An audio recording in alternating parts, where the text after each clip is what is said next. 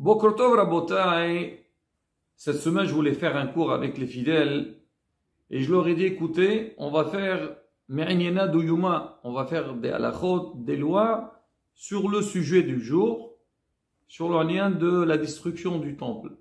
Ah, il m'a dit quoi? Mais c'est encore tôt. Je dis pas du tout. Tu sais là, hein, dans quelques jours, c'est le 17 Tammuz.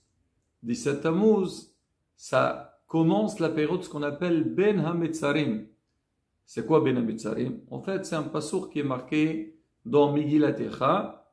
On dit sur Am Israël, et Sigouha Ben HaMetzarim. L'ennemi, il a poursuivi, il a arrêté entre les frontières. Pour parler un petit peu de la douleur et du massacre qu'il y a eu pendant cette période. Et en fait, on appelle la période de 17 Tammuz jusqu'à Tisha B'Av, on l'appelle Ben HaMetzarim. Et donc c'est une période très particulière. Et nos sages, le Shulchan Aruch, ils ont instauré des règles, des restrictions pour faire un souvenir, un rappel sur la destruction du temple et prier à Kadosh Baruch Hu qui nous donne le Beit HaMikdash B'mhera B'yamenu. Alors ce matin, j'ai voulu faire une halakha sur ça. Ah, il m'a dit attendez. Nous, c'est à partir de Rosh Chodesh, pas maintenant.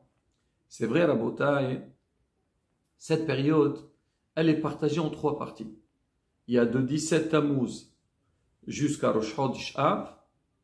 Il y a Rosh Chodesh Av jusqu'à ce qu'on appelle Shavua chez Halbo, c'est-à-dire la semaine dans laquelle tombe Tisha B'Av, jusqu'au Tisha B'Av, et donc le lendemain aussi, il y a certaines choses. Si Dieu veut, on parlera en détail donc tout le long de cette période, toutes les halachot, soulever quelques questions et bien sûr raconter des histoires sur la destruction du temple qui sont écrites dans la Gemara, dans les Midrashim. Mais aujourd'hui, j'ai tenu à lancer quelques halachot et surtout faire une introduction sur cette période. Parce que, en fait, une fois qu'on a démarré 17 Tammuz, il y a certaines choses qu'on n'a pas le droit de les faire. Et là, si on veut les faire, il faut qu'on les fasse tout de suite. Déjà, pour parler de cette période-là de Ben HaMetzarim. Il faut savoir, Rabotai, c'est marqué, le Shulchan Aruch, il le dit. Il le dit, Hayab Adam. L'homme, il a une obligation, l'idhog, de s'angoisser et de pleurer la destruction du temple tous les jours. Et le Shulchan Aruch, il le dit, c'est tout au début. Vraiment, parmi les premières halachot qui dit le Shulchan Aruch, c'est faire ce qu'on appelle Tikkun Hatzot, c'est-à-dire se lever. On avait raconté ça avec Orahayim Akados, donc il faut raboter le jour de sa Iloula, allumer une bougie, l'Ailun Shmato, et aussi, si c'est possible, étudier dans ses Sfarim. C'est très important, le tzaddik, qu'on étudie dans ses Sfarim, ça lui fait énormément plaisir, et lui, quand il voit que l'on étudie dans ses écrits, lui aussi, il va prier pour nous, Bezat Hashem, pour qu'Hachem nous donne ce qu'on a besoin.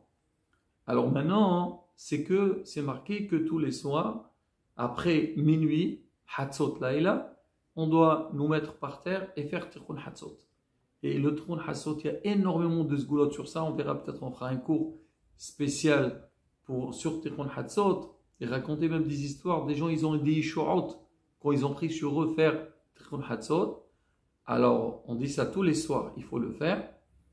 Alors, pour certains, pas certains, c'est pas toujours évident, mais on dit que la période de Ben HaMetzarim de 17 Tammuz jusqu'à Tisha B'Av, à Hatzot Hayom, il faut voir midi par rapport aux horaires de la journée, on se met par terre et on lit donc des qinot, des passages en souvenir de la destruction du temple. Normalement, l'idéal c'est de le faire juste après midi, en France après 2 heures ou 2 heures et quelques. Mais si c'est difficile, on a le temps, on peut le faire jusqu'à la Shkira. Alors en général, ce qu'on fait à la synagogue, on le fait juste avant Minha. Mais Baruch Hashem, il y a des gens, ce matin, j'ai parlé de ça, ils m'ont dit pourquoi on ne fait pas Hatzot? Il y a des gens qui peuvent se déplacer, et Blined, on essaiera d'organiser ça, de faire, et vraiment de faire comme il faut. Moi, je me rappelle, Moreno Arab, Rebbe Tzadon, Zecher Sadeh, Kadosh Lebracha. Alors lui, Il tenait beaucoup à ça. Et quand il faisait Tikkun Hatzot avec tous les élèves, c'était impressionnant. Ça reste gravé aux yeux des enfants, même nous les adultes.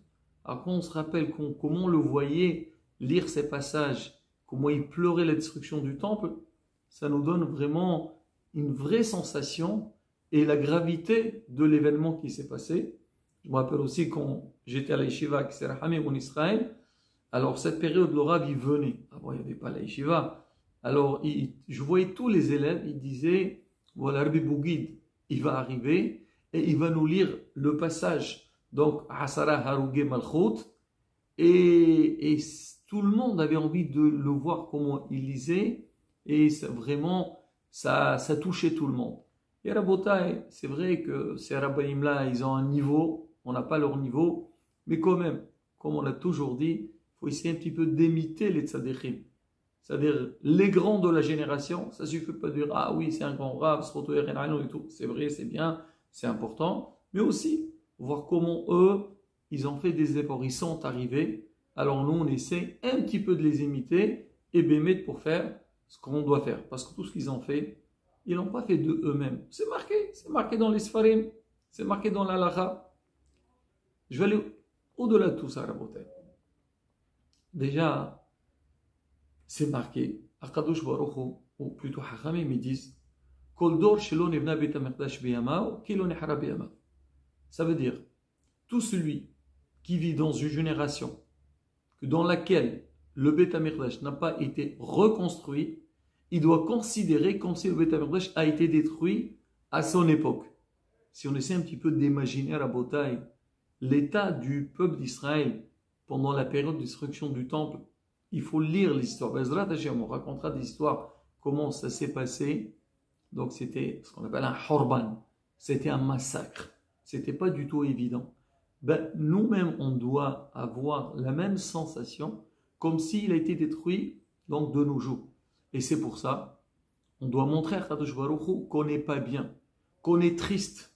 On veut le Bet HaMikdash. Et quand Hachem y voit qu'on est sincère, on veut, on demande, on fait des efforts, on prend sur nous certaines choses, alors lui de son côté, il va être miséricordieux sur nous, il va nous le donner. Rabotai, il faut savoir. C'est vrai, beaucoup de fois, quand on parle un peu de ces halachot-là, c'est vrai, c'est lié plus avec Am Israël, le peuple d'Israël.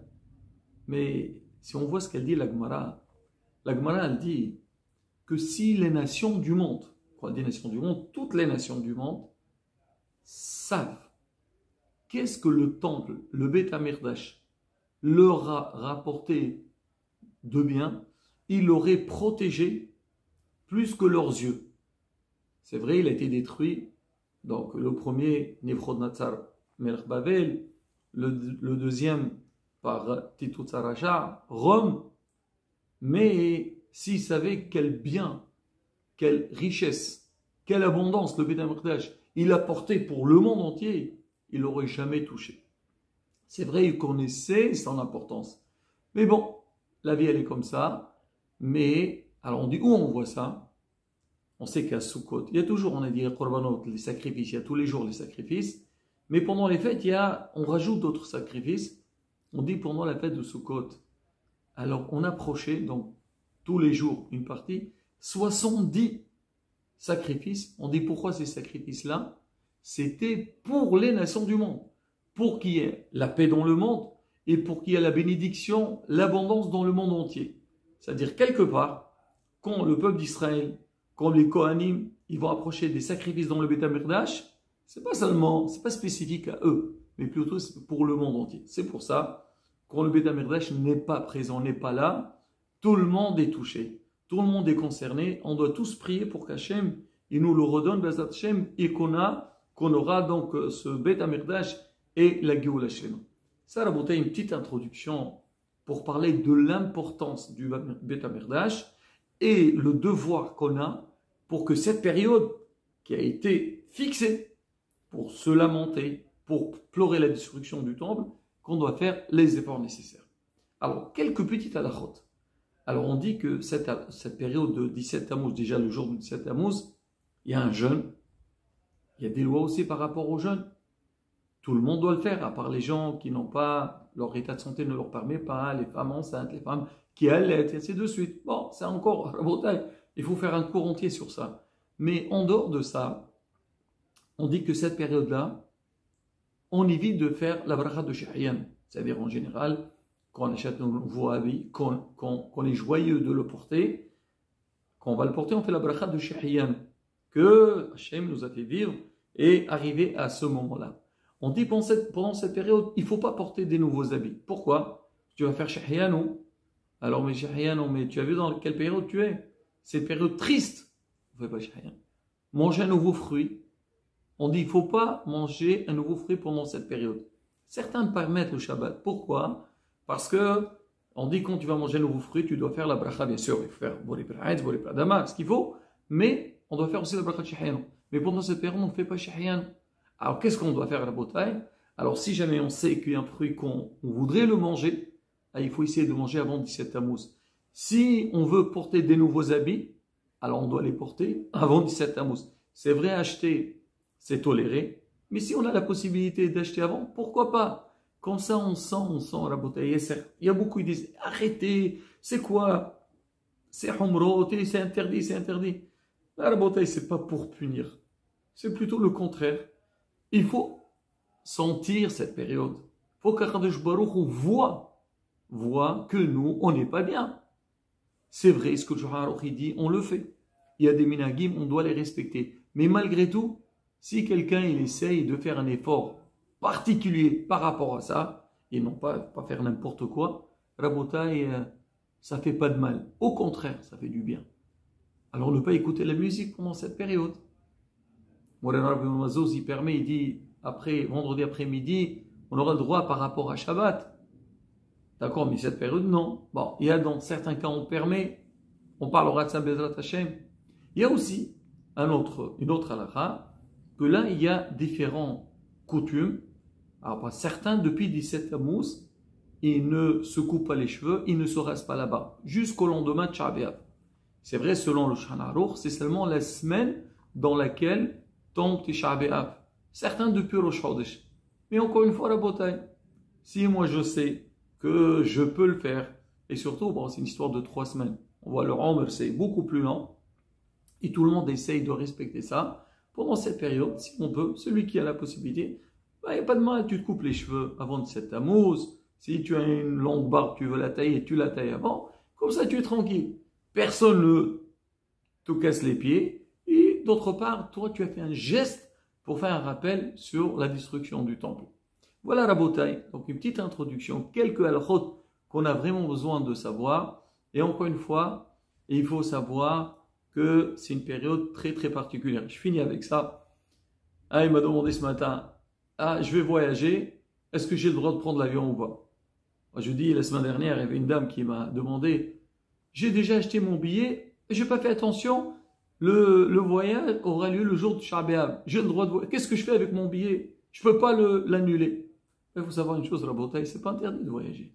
Nous, ce qu'on dit, il faut que l'homme, on dit, ne pas avoir un essai, ne pas oublier cette période de destruction du temple. C'est vrai, certaines choses on déconseille de faire parce qu'on dit, comme c'est une période de rigueur, il y a eu des malheurs pour le peuple d'Israël, donc il faut faire très attention. Mais si on est obligé de voyager, il n'y a aucun problème. Ou quelqu'un a trouvé des billets pas chers, il ne faut pas s'angoisser, au contraire. On fait ce qu'on doit faire, montrer à Hachem qu'on veut le Beit HaMikdash et Bezrat Hashem, on aura tout ce qu'on a besoin. Bezrat Hashem, pour qu'on puisse nous renforcer et bien demander la reconstruction du Beit HaMikdash. Hachem, il sera mis au recul avec nous et nous le donnera très très prochainement. Amen. Keneratson.